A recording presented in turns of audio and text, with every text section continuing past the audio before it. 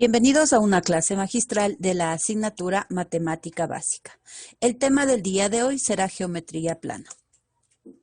No dejes que lo que no puedes hacer interfiera con lo que puedes hacer. John Wooden. El objetivo de hoy será aplicar conceptos de geometría plana con ejercicios prácticos enfocados a casos reales.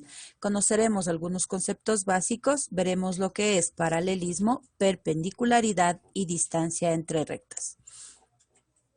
La bibliografía recomendada con el enlace correspondiente para que puedan acceder a través de la biblioteca virtual. Bien, empezamos entonces analizando algunos conceptos básicos.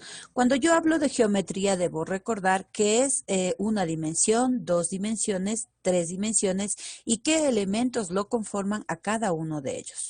Si hablo de una dimensión, estoy hablando de un punto, de una recta, una semirrecta y un segmento. Si hablo de dos dimensiones, hablaré ya de ángulos, polígonos, circunferencias y círculos. Tres dimensiones hace referencia a cuerpos geométricos, como poliedros y figuras de revolución. Si hablo entonces de una dimensión, debo recordar que el punto no tiene dimensiones y es el elemento más simple con el que se trabaja en geometría. La línea es, según Euclides, una longitud sin anchura. Posee una sola dimensión. Si marcamos un punto sobre una recta dividiéndola en dos, cada parte se llama semirrecta. Y si cerramos la línea por dos extremos, marcando dos puntos, obtenemos un segmento. Conceptos básicos que ustedes deberán tener en cuenta para que podamos ir trabajando de aquí en adelante. Cuando hablo de dos dimensiones, ya mencionamos en cambio al plano. Y, según Euclides, es una superficie que solo tiene longitud y anchura. Si tengo dos rectas, R y S, que pertenecen al mismo plano, son paralelas cuando todos sus puntos están en la misma distancia entre ellos. La distancia que yo tome de este lugar hasta este lugar de la otra recta será exactamente el mismo que si tomara un punto desde aquí hasta acá. Por eso se le conoce como rectas paralelas. Y dos rectas R y S que pertenecen al mismo plano son secantes cuando tienen un punto en común, es decir, cortan en un punto, es decir, son también llamadas perpendiculares. El ángulo que se forma entre ellas va a ser un ángulo de 90 grados y ya las vamos a estudiar de forma independiente a cada una de ellas. Cuando hacemos una representación tomando en consideración los ejes cartesianos, debemos recordar nosotros de que si estoy analizando en un plano de dos posiciones, es decir, estoy hablando en un plano simplemente de X y de Y, puedo tomar como datos o referencia trazando una línea recta en donde estarán los datos del eje de las X que va desde el menos infinito hasta el infinito positivo y el eje de las Y que también toma valores desde el menos infinito hasta el infinito positivo.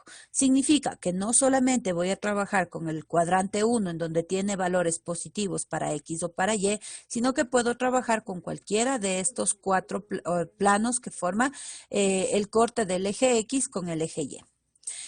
Es la unión de los puntos, es decir, de las coordenadas de X y de Y, lo que me va a dar el origen a cada uno de esos puntos y ahí tendré que hacer el análisis de la figura correspondiente. Sin embargo, cuando ya hablamos de tres ejes, aparece el eje Z, es decir, estamos haciendo un estudio vectorial o en el espacio. Eso es lo que tenemos que aprender a diferenciar. Aquí tengo solamente X y aquí tengo X, Y y Z. Tres elementos o tres valores que van a conformar a un punto. Si hablamos de simetría, tenemos que identificar cuándo una figura es simétrica y cuándo no.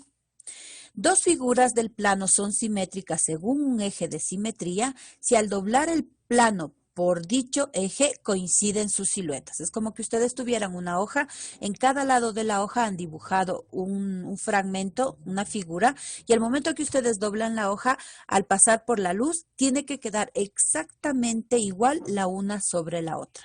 Ahí puedo hablar entonces de que las figuras son simétricas. La simetría tiene propiedades curiosas. Por ejemplo, si aplicamos 2 veces la misma simetría sobre una figura, obtenemos una figura desplazada. Podríamos hacer el mismo ejercicio colocando de esta forma las gráficas y observar cómo que la figura se desplaza hacia un costado. Los ángulos, en cambio, tenemos que recordar que un ángulo tiene un lado y un vértice. Esta línea que tengo aquí, que sale desde este punto llamado vértice, al unirse con la otra recta, va a dar como resultado un ángulo. Un ángulo es una proporción o porción del plano comprendida entre dos semirrectas que parten de un mismo punto. Ese punto los llamamos vértice y sería la separación entre dos líneas que se cortan en un punto.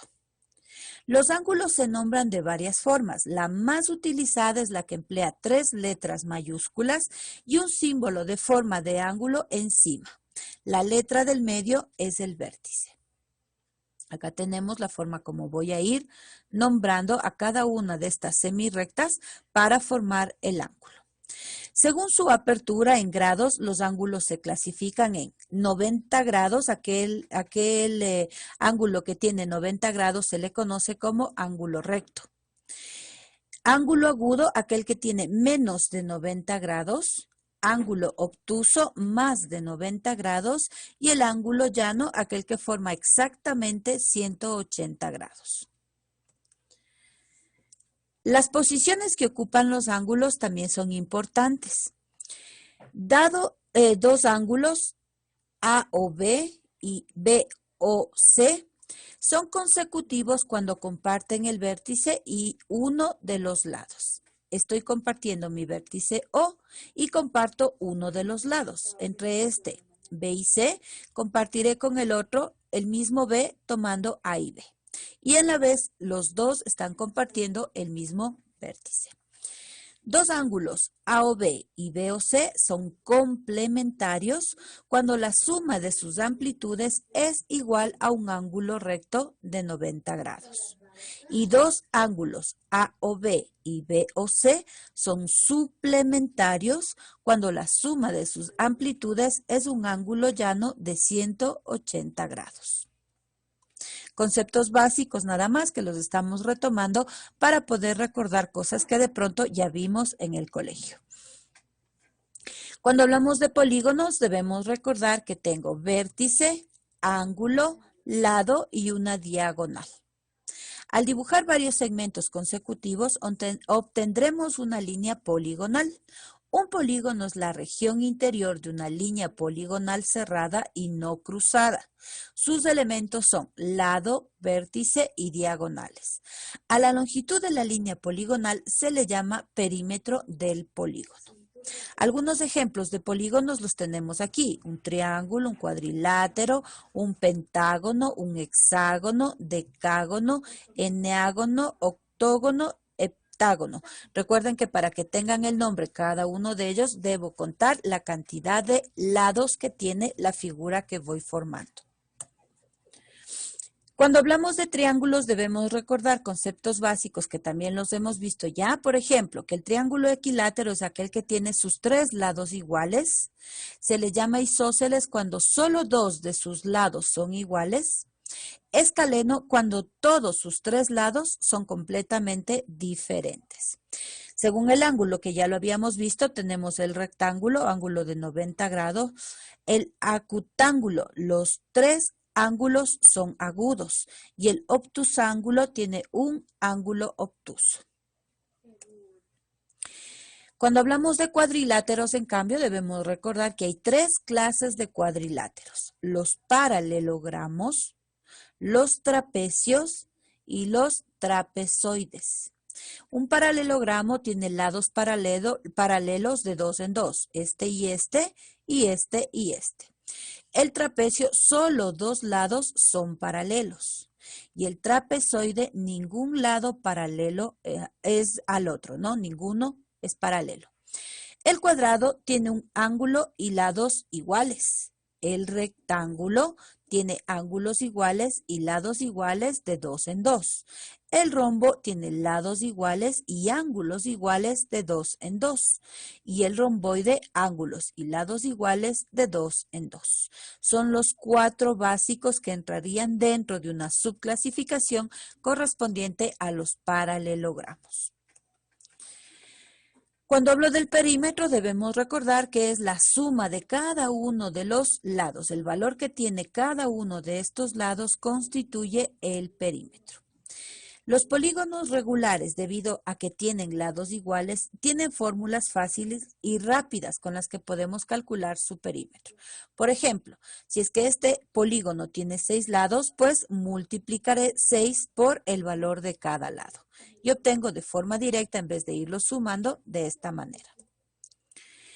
El área de un polígono es la porción del plano comprendida entre sus lados, es decir, la medida de la superficie encerrada por una línea poligonal. Para poder medir una superficie, lo que hacemos es ver cuántas veces entra en ella una unidad de medida. La unidad principal de superficie se llama metro cuadrado y corresponde a un cuadrado de un metro de lado. Para medir superficies mayores y menores que el metro cuadrado, se utilizan sus múltiplos y submúltiplos que aumentan o disminuyen de 100 en 100. Como les decía hace un momento, son conceptos básicos que nosotros debemos haber ya visto con anterioridad. Y aquí tienen algunas de las fórmulas básicas para que ustedes puedan realizar cálculo de las figuras planas en relación al área de cada uno de ellos. Fórmulas que pueden ir apuntando ya o tomando como nota en su cuaderno de estudio. Ahora sí, cuando hablamos de la circunferencia y el círculo, debemos recordar que tienen varios elementos, cada uno de ellos, aquí está detallado. Y también recordar que el diámetro de una circunferencia es igual al doble del radio. ¿Sí? El diámetro es igual entonces a 2 por r. La longitud de una circunferencia es L igual a 2 veces pi por r.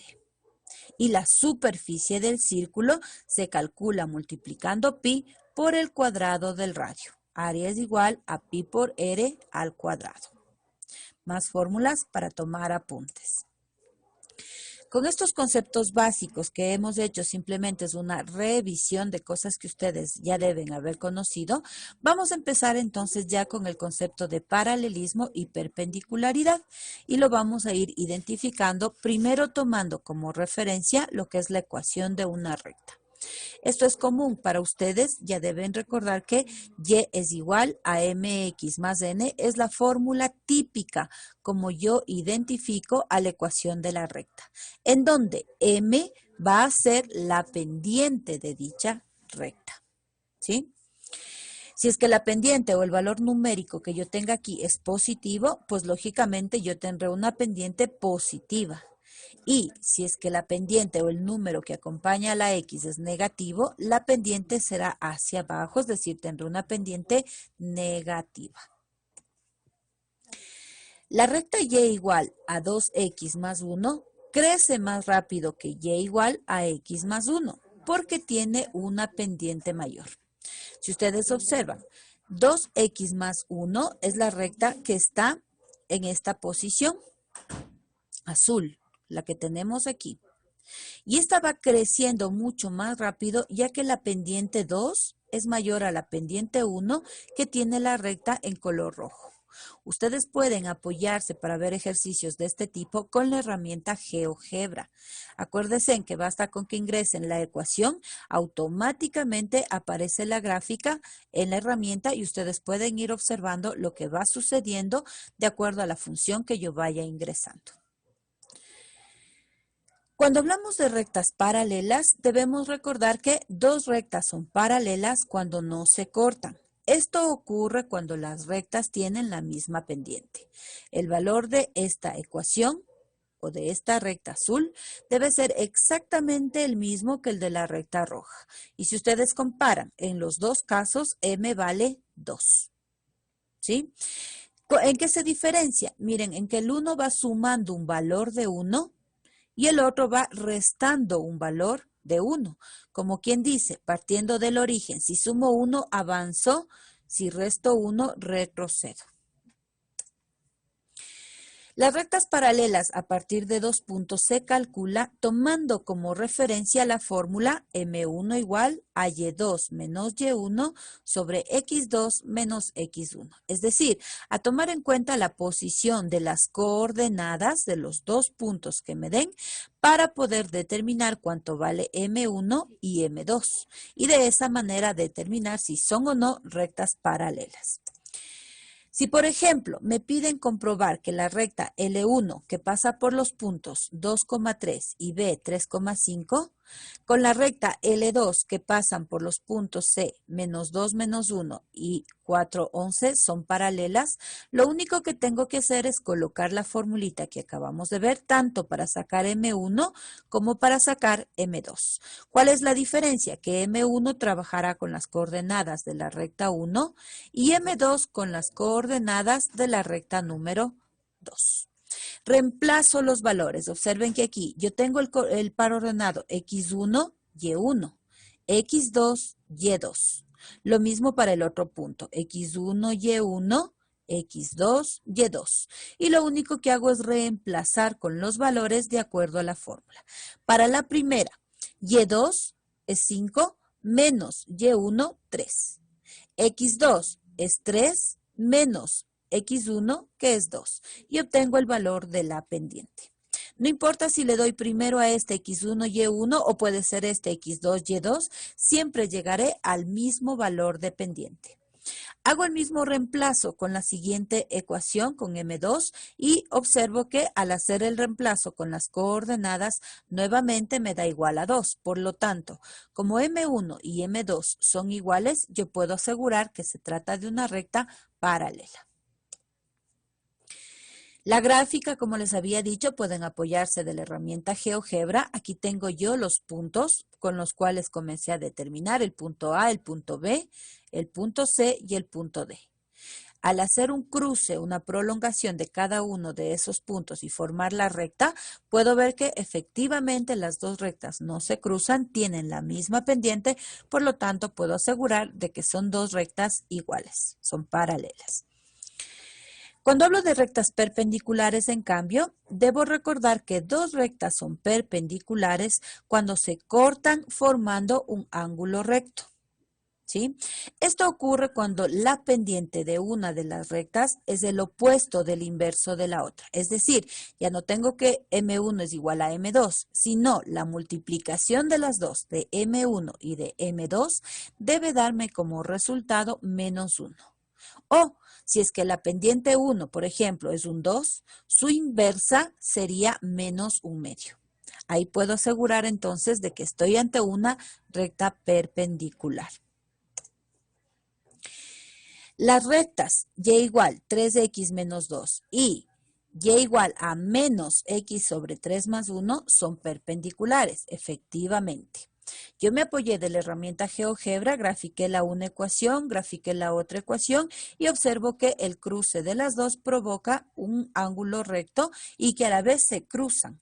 Y solamente analizando el valor de la pendiente de la una recta es 3 y la pendiente de la otra recta es menos 1/3. Como es su opuesto, yo puedo asegurar entonces de que se trata de una recta perpendicular. Si quiero hacer la prueba, lo único que tendré que hacer es reemplazar los valores de M1, que es 3, M2, que es menos 1/3, y la multiplicación de estos dos valores debe darme como resultado un menos 1. Efectivamente, esto ocurre. Cuando quiero calcular, en cambio, una distancia entre dos paralelas, si A y B son dos rectas paralelas, nunca se cortan, ya lo acabamos de ver. Si se traza una recta perpendicular a las dos rectas paralelas en C, la distancia entre las dos es la distancia que hay en los puntos de C que corta a las paralelas. No importa de dónde tome la distancia, siempre tendrá que ser el mismo valor. Pero ahora, para saber cuál es ese valor, yo necesito apoyarme de la siguiente fórmula. Me dice la distancia que hay entre x1 y y1 y x2 y y2 es igual a la raíz cuadrada de la diferencia entre x1 menos x2 al cuadrado más y1 menos y2 al cuadrado. No importa si las coordenadas que yo analice son números negativos, para nada, porque al momento que les eleve al cuadrado siempre tendré un valor positivo y una raíz de un número positivo existe. Entonces me dará el valor exacto de la distancia que hay entre esas dos rectas paralelas. Aquí tengo un ejemplo para entenderlo de mejor manera. Me pide encontrar la distancia entre las rectas paralelas A y B. Me da la ecuación 1, y igual a 2x menos 4 y b igual a 2x más 16. Si la analizo, digo, efectivamente son paralelas porque la pendiente 1 es igual a la pendiente 2. Siguiente paso, tendré que comenzar a formar el valor de los puntos. Por lo tanto, como sus pendientes son iguales, ¿no es cierto? Debo buscar una pendiente perpendicular a ellas, es decir, que corte a esas dos rectas para poder tomar la distancia que existe entre las dos y determinar su valor. ¿Cómo formo una pendiente perpendicular? Recuerden que M1 por M2 era igual a menos 1. Si yo despejo el M2, tengo que decir que M1 va a ser igual a menos 1 sobre M2. Por lo tanto, esto es igual a menos 1 medio, en este caso del ejercicio, ¿no? Porque M vale 2. Una recta perpendicular A y B es, por ejemplo, un menos X medio más 1. Yo estoy inventándome esta tercera recta. ¿Por qué? Porque ya sé que su pendiente es menos 1, siempre va a estar acompañado de la letra X y a ese valor le puedo sumar cualquier número. Yo le he puesto 1, puede ser más 5, menos 5, más 8, menos 7, etcétera. Cualquier número, pero debo tener en referencia el valor de la pendiente porque sé que esa recta cortará a las dos paralelas. Buscamos los puntos de corte igualando la ecuación, es decir, esta que es mi tercera ecuación, la voy a igualar con la primera, con la que me dio para A, es decir, C con A. Despejo, hago una simple operación matemática con la finalidad de encontrar cuánto vale X. Recuerden que siempre cuando ustedes hacen un despeje, el valor o la ecuación que yo estoy buscando debe quedar del lado izquierdo y del lado derecho toda la parte matemática. En este caso, hago el despeje correspondiente y me dice que X es igual a 2. Ya tengo el primer punto. Ya sé que X vale 2. ¿No es cierto? Entonces, estoy empezando a formar valores y coordenadas para poder determinar el valor. Como Y tenía la expresión 2x menos 4 igual a 0, reemplazo el valor de X que acabo de encontrar y al hacer este reemplazo me dice que Y es igual a 0. Por lo tanto, el primer punto va a ser la coordenada 2,0. Hago ahora lo mismo, tomo la ecuación C y le igualo con la ecuación B. Despejo X y me da un X igual a menos 6.